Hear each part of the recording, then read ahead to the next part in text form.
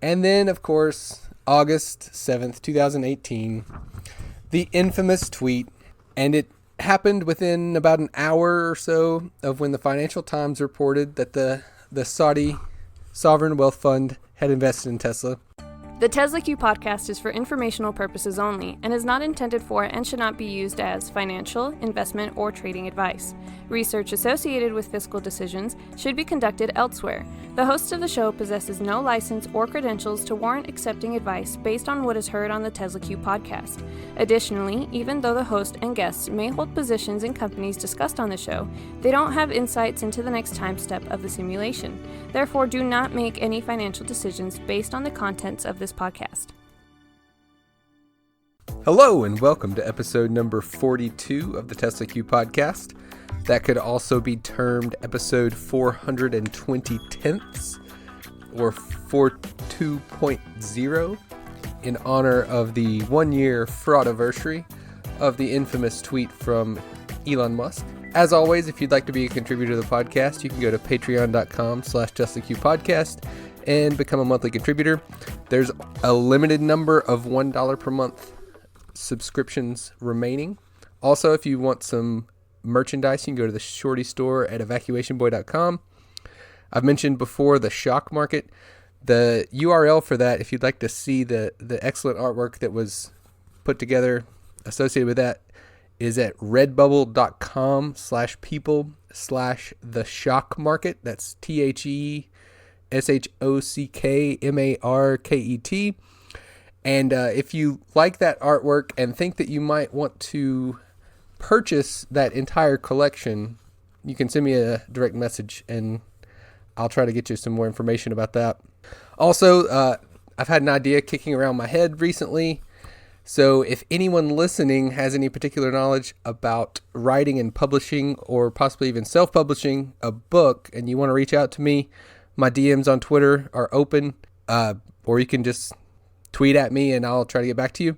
The recent interview episodes, numbers 40 and 41 with Milena Lukoski and Christina Balan, have gotten some very nice reviews from people on Twitter. So I just like to say thanks for listening to those. I think both episodes did a great job of shedding light on where both of those ladies are coming from. Milena with her experience as a former whistleblower, Christina as her current ongoing battle with Tesla with defamation associated with whistleblowing and all that stuff.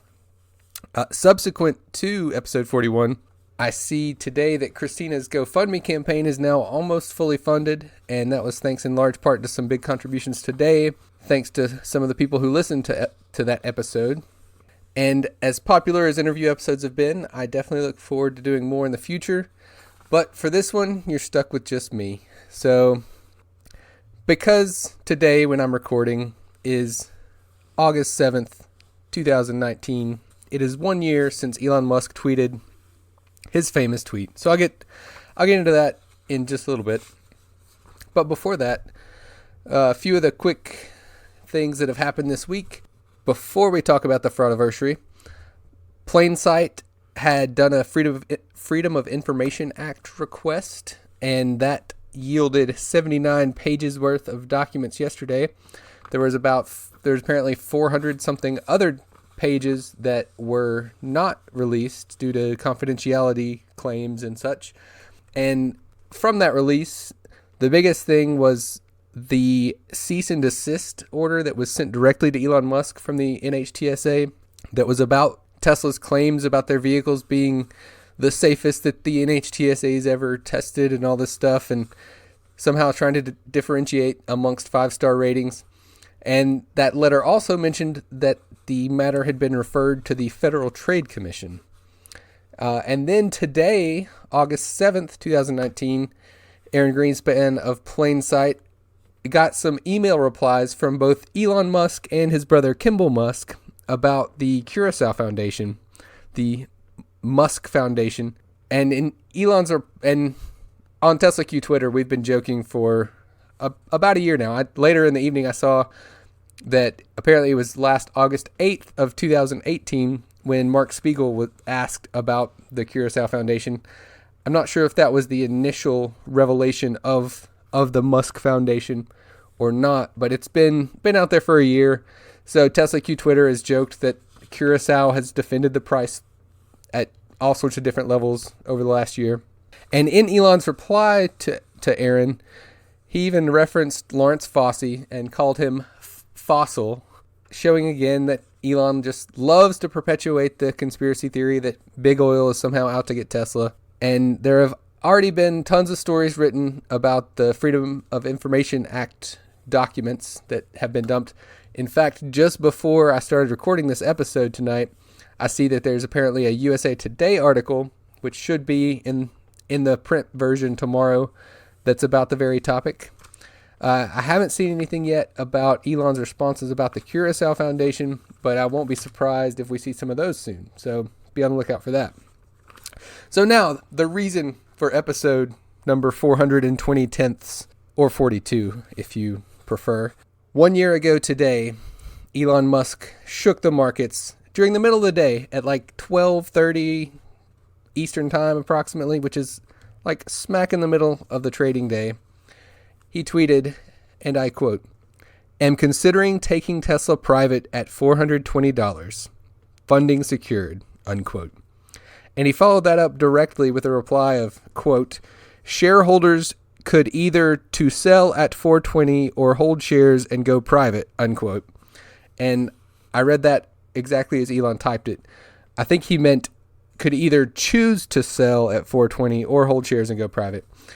And throughout that whole fiasco, from Elon's side and Tesla's side, there was never a clear explanation of how all these shareholders would be able to remain shareholders if they weren't accredited investors in the event that Tesla were to go private, which was a glaring omission and one of the many red flags that indicated to people who were paying attention that it was a completely bogus tweet, basically. Tons has been written since then. Lots of aspects of the Tesla Q saga relate directly to these tweets from August 7th, 2018. Elon, of course, had his SEC settlement in late September of 2018, and then there was the subsequent back and forth starting in February of 2019 when the SEC was seeking to find Elon in contempt of that settlement. And, of course, lots and lots of ink has been spilled about that. Ultimately, the contempt requests amounted to almost nothing other than a couple court dates. And there have been several other recent anniversaries that haven't been brought up the way that this one has. So I figured this was one that demanded that an episode be done. And lucky me, it happens to be episode number 42. So it matches perfectly mathematically. So here it is. I'm going to just go back in time a little bit and mention some of my history with getting into Tesla Q and some of the things that helped push me further and further into Tesla Q, culminating with the funding secured tweet, of course. So my own personal opinion of Elon Musk was not fully negative, and as of the calendar turning from 2017 to 2018, I still had a fairly high opinion of Elon Musk. The Boring Company had been announced. I didn't really have any strong opinion about it. I hadn't dug into the financials of the Solar City acquisition. I was aware that Tesla maybe didn't seem to be the best business model, but its share price had definitely risen a ton. And as of that time, I had already started to do some options trading. I was very familiar with call options and put options as part of my own self-directed investing. And I'd actually had a few really lucky instances of having some call options over earnings that exceeded expected moves, and I made a nice overnight large gain on some call options. So from that, I had begun to pay quite a bit more attention to when companies were announcing earnings. So as part of that, I followed Tesla a little bit. I maintained kind of an awareness of Tesla's share price. And then in February of 2018, I was aware of when Tesla's financial results were going to be released. And it just so happened to be within a day of the very first ever Falcon Heavy launch for SpaceX. And most of you listening are probably familiar, but if you're not, the Falcon Heavy is basically 3 Falcon 9 cores strapped together. So a Falcon 9 has 9 engines. A Falcon Heavy has 27 engines for its first stage. And one of the legitimately really cool visual aspects of a Falcon Heavy launch is when the side boosters land in sync. It provides for some great photo ops. And oddly enough, the center core of the Falcon Heavy, for each of the 3 first launches they've had issues with either not landing it on the drone ship or landing it, and then later there were some high winds at sea and they lost it. So they've yet to fully recover a center core of a Falcon Heavy launch. But back to Tesla. So I noticed, and I was fully aware that Elon Musk is the CEO of both Tesla and SpaceX. So I noticed the coinciding dates. And then as part of the Falcon Heavy launch, they launched a Tesla Roadster into space. So in my head, I thought maybe Elon's trying to distract from the poor financial results of Tesla by having this historic initial Falcon Heavy launch the day before the financials were released. And as part of that launch, he basically produced one of the most astounding, incredible automobile commercials of all time by having this Roadster floating through space, which was a very, very expensive commercial. But Tesla doesn't advertise. Don't forget that. Tesla doesn't advertise, except that was quite clearly an advertisement. So anyway, the timing struck me as odd, so that caused me to start paying more and more attention to Tesla. And not too long after that, in late March of 2018, Moody's downgraded Tesla's credit rating. And that caused Tesla's share price to drop quite a bit. I think it had been over 300, and it dropped down to like right around 250. I don't remember the exact place it dropped to because I was not yet following Tesla in a hawk-like manner like I am today. But seeing that price drop made me think, oh, I should pay a little bit more attention to Tesla. And a big aspect, or maybe the main aspect of that credit rating drop, was that Tesla had not yet hit 5,000 Model 3s per week of production. So missing that target was the key reason for the Moody's downgrade. And subsequent to that, that 5,000 number was in the news over and over and over, and also into my consciousness. And then on April 1st, just a few days later, Elon tweeted the picture of himself pretending to be passed out, and he had a piece of cardboard that said bankrupt next to his head. And if you'll remember from when I interviewed Bloodsport Capital on the podcast, he mentioned that this April Fool's joke that Elon made was part of what raised a red flag for Bloodsport and caused him to think, wait a second, what kind of CEO jokes about going bankrupt? That's not a usual thing at all. So yet another red flag, which caused me to start paying more attention. On May 2nd, 2018, Elon had the infamous financial results quarterly conference call where he said, no boring bonehead questions and let's go to YouTube, and ended up answering some questions from Galileo Russell. I didn't actually listen to that, but the absurdity of it was all over financial news the next few days, and again, raised a red flag for me. And I don't have any specific date for this, but one thing that I always maintained a skepticism about Tesla in regards to was that they claimed to be so far ahead in autonomous driving, which I didn't fully believe off the cuff, just because why would I believe it off the cuff? I have actually followed NVIDIA, the computer chip manufacturer, for a long time. Graphic processing unit chips is what they specialize in. And I was aware of the fact that they have hundreds of different partnerships in the automotive space working on the problem of autonomous driving. So Tesla claimed to be far ahead of them, and that made me think, I don't know if that's the case or not. And also going back a number of years, I've had a bit of a skepticism about the economics of solar power as an electricity source, absent of subsidies. So that has caused me to have an underlying skepticism of Elon Musk for quite some time. Another thing, which I don't have a particular date for, but I'm pretty sure it was in the spring of 2018, was when Elon Musk said that moats are lame, and he suggested that he was going to start a candy company to compete with Warren Buffett, since Warren Buffett talks about moats often. I think he might have actually been in that same conference call where he answered questions from Galileo Russell, but I'm not certain of that. In mid-June of 2018, Tesla had a round of layoffs right before they were about to hit the 5,000 per week target for the Model 3. So this raised a red flag in my head. Just like a day or so later, the Martin Tripp stories started coming out. And immediately after the Martin Tripp stories were out, Elon Musk attacked Lynette Lopez of Business Insider on Twitter and accused her of working with Jim Chanos, and mentioned things that people had been looking up on her Facebook page, or I don't know if he directly looked them up or if some of the Tesla fans had looked them up and passed them along to him. But either way, he attacked her directly on Twitter, which struck me as very odd for a CEO of a company to attack a reporter.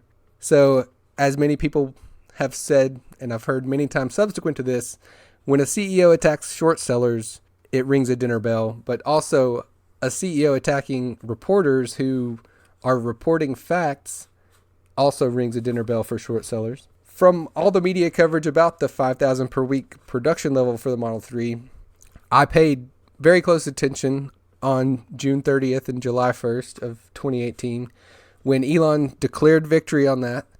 I think they may have actually had to work until 2 or 3 a.m. in the morning that week to get to 5,000 for the week, but that's another story. And later we found out that of the production that week, there was only about 14% first pass quality, so that's not good, needless to say. Go back and listen to the interview with Phoenix 10 if you want some more information about automobile production and quality metrics and things like that. And another thing, which probably hasn't been talked about a whole lot, is that Tesla actually did a very good job strategically of not hitting their 200,000th vehicle produced before June 30th. They actually hit it really early in July, which helped to maximize the amount of time that the United States federal income tax credit for electric vehicles would be available for Tesla vehicles that were sold. So all of quarter 3 and quarter 4 of 2018 had the full $7,500 tax credit available. Quarter 1 and quarter 2 of 2019 had $3,750 available. And now, July 1st through the end of the year, there's $1,875 available. And then at the end of this year, and when 2020 starts, no more federal income tax credit for electric vehicle sales of Teslas. There are other manufacturers who do still have the full $7,500 available, which is quite a disadvantage for Tesla going forward. And is something to keep in mind with the whole demand question that isn't really a question in my mind. It's just the fact of life of price being a key determinant of demand. Demand is dependent on price, period. It's not really up for debate. It just is the way that the world works due to logic and human nature. But having watched closely when Tesla hit their 5,000 per week production level, I saw that the share price initially rose on the morning of Monday, July the 2nd, 2018. But by about 10:30 a.m. that day, it started declining, and it kept declining and kept declining and kept declining all the way into July 5th, after the market was closed on the 4th for the July 4th holiday. And my brain thought, lo and behold, the market is being rational. They're actually thinking about profitability and profits and not laser focused on this 5,000 per week production number, which sounded at the time like it was all that Elon Musk was focused on for months on end. And based on that Moody's downgrade, that's not surprising. I guess to some extent, he had to meet that production level. Also, there's the Wacos lawsuit, which apparently had testimony from people who were directly working next to Elon Musk, who told him directly that 5,000 per week by the end of 2017 was not possible, but that's what they raised capital on. I don't know if that lawsuit is still underway or not. I think it has been dismissed at least once or twice. I'm not sure if it's fully dead, but as part of trying to cover his liability for the 5,000 per week claim, Elon desperately needed to meet that production level. So from that angle, I understand why he was so laser focused on it. But me seeing that the market finally realized, oh, they hit this 5,000 per week. Now what? Now it's profitability that matters. So that caused me to start following Tesla much more closely. I kind of felt like I'd missed an opportunity by missing out on that particular drop. Of course, little did I know how many more opportunities for drops there would be in the future. Another item of skepticism that I already held at that time was whether Tesla could profitably produce and sell a $35,000 Model 3, which that number, of course, had been bandied about all over the place by that point. So that skepticism aided me in desiring to continue following Tesla more and more closely. On July 6th of 2018, which was a Friday, I think, Elon proposed aiding in the Thai cave rescue. If you'll remember, there was a soccer team in Thailand where the coach took his team out on a hike, and then there was some massive rainfall, and they were trapped in this cave. They ended up being trapped for 10 or 11 days, or maybe even longer than that. But Elon suggested that he might be able to use some SpaceX knowledge and resources and develop a submarine to help try to rescue the kids from the cave. At the time, I remember in real time that there were a number of people that were questioning Elon's motives for that, and questioning that maybe he was just trying to get some personal glory out of the whole matter. And that was called out in advance. Another aspect of that is the fact that at the same time, Elon had a trip to China, which was already planned in advance. And I presume it was probably to talk about the Shanghai Gigafactory. Not 100% certain of that at all. But he did already have this trip to China planned. So Thailand is right next to China. So he may have just seen it as a convenient way to try to get some goodwill for his brand. A couple days later, on July 11th, Martin Tripp officially filed his SEC whistleblower case. So I'm not 100% certain on that date, but it was right around then.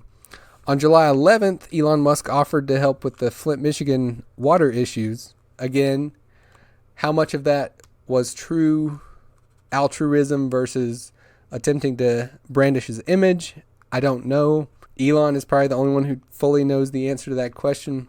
So I'll leave that to whatever conscience he might have left to answer. On July 13th, there was a Bloomberg interview with Elon Musk where he said that the Model 3 would be the last bet the company situation for Tesla, which I think has been proven false subsequent to that.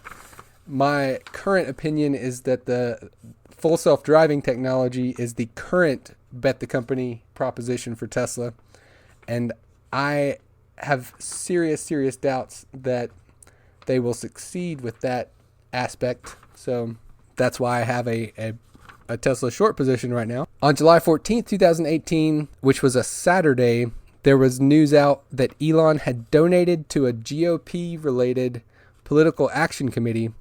I'm not sure if that was just a regular PAC or a super PAC, but there was tons of coverage of that on this Saturday, July 14th. And it seemed to be causing a lot of cognitive dissonance amongst the Tesla faithful.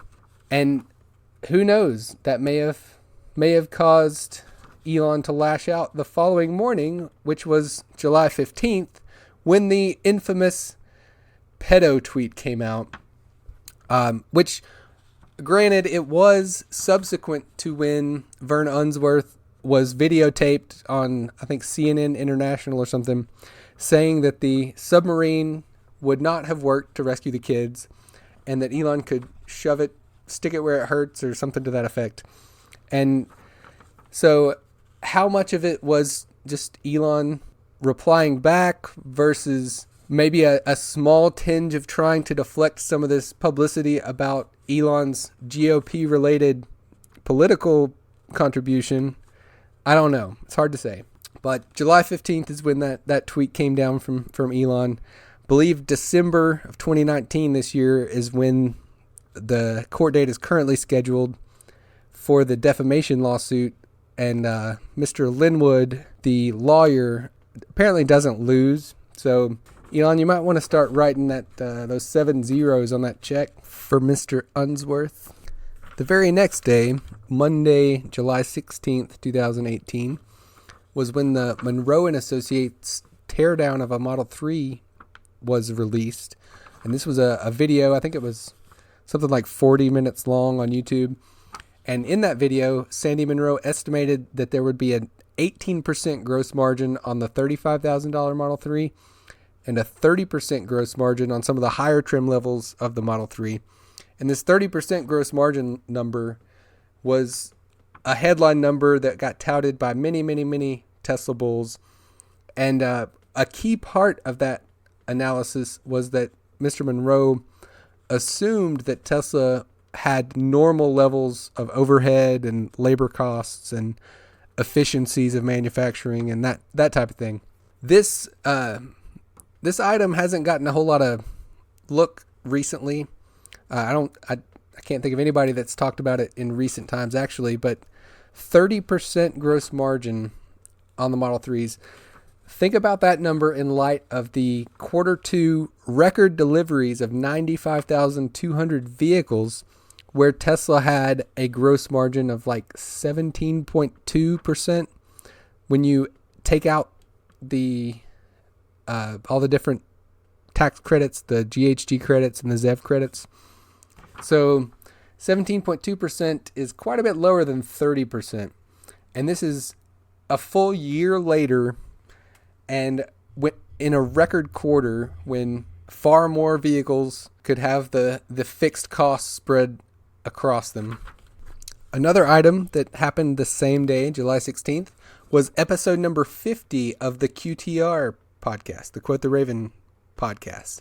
And that was a debate between Galileo Russell and Montana Skeptic, who you're probably familiar with. Galileo Russell being the Let's Go to YouTube kid, and Montana Skeptic, of course, being the guy who was doxxed exactly 1 week later on July the 23rd. So did this episode of the QTR podcast get listened to by Elon Musk? And was this part of why he doxed him and called his boss and said, hey, have this guy stop writing on Seeking Alpha and stop tweeting? I don't know. But it was 1 week later. So the timing makes it seem like a possibility that podcast appearance may have been part of the timing of when he was doxxed. In mid-July, there was the second Shorty Air Force run, which went to the Lathrop lot.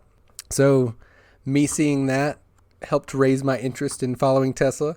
I think the very first run of the Shorty Air Force was in June of 2018.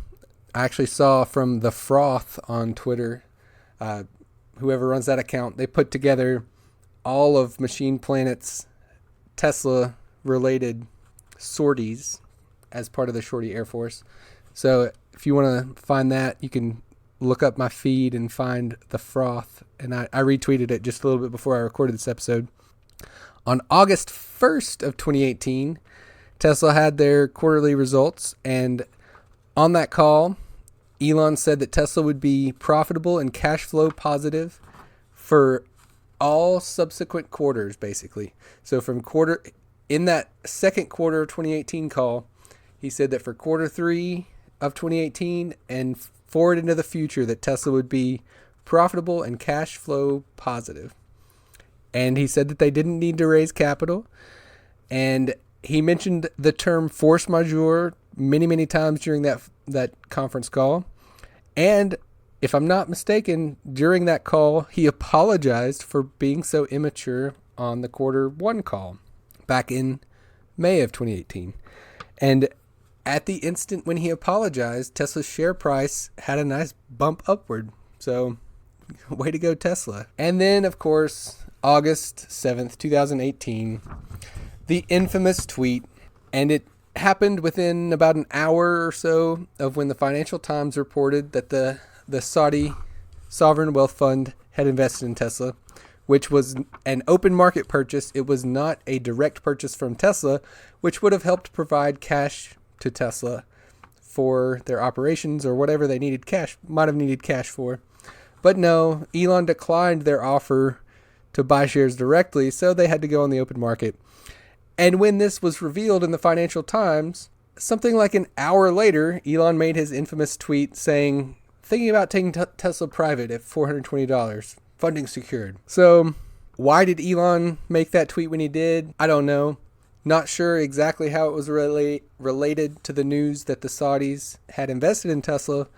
I do think there is likely some relation between the timing there.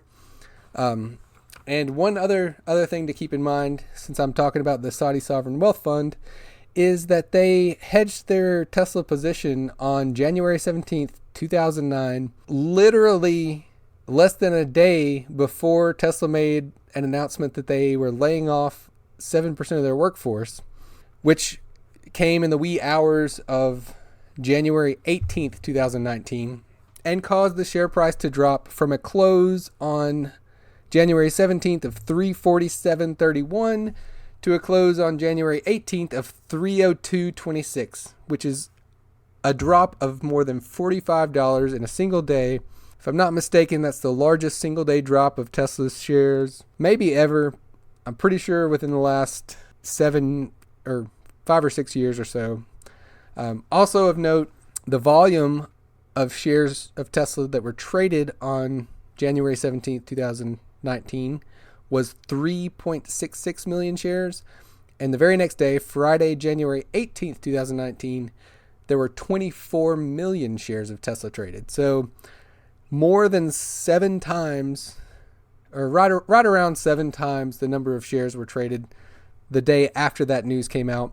Right after the Saudi Sovereign Wealth Fund hedged their Tesla position. The timing seemed extremely shady to me.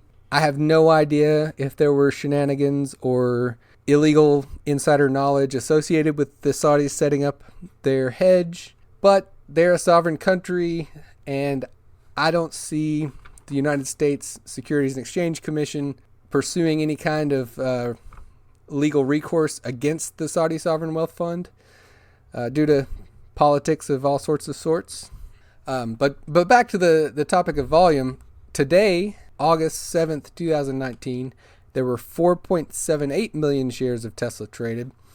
And that's actually the lowest level since July 18th, about 3 weeks ago, when there were 4.76 million shares traded. So basically the exact same number. And to find the next most recent lower volume day, you have to go all the way back to Tuesday, February 19th, when there were 4.12 million shares traded.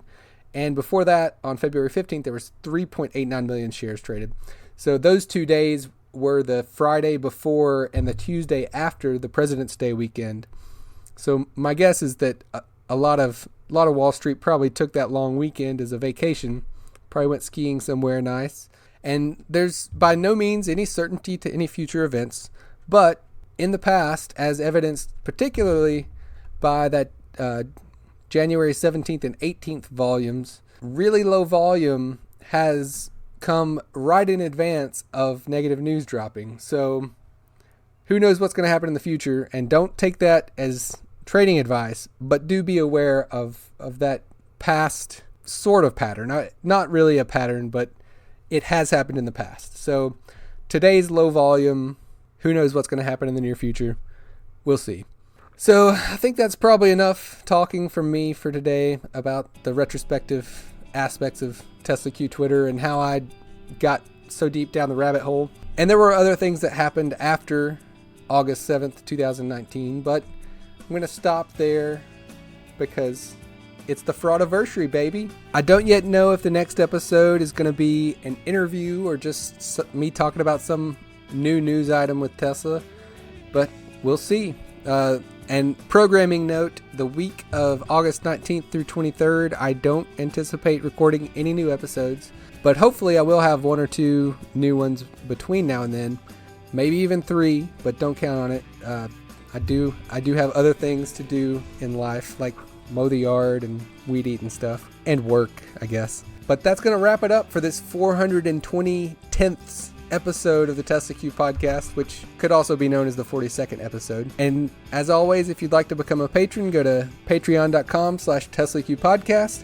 And if you'd like some shorty merchandise, go to evacuationboy.com. Thanks for listening. Bye-bye.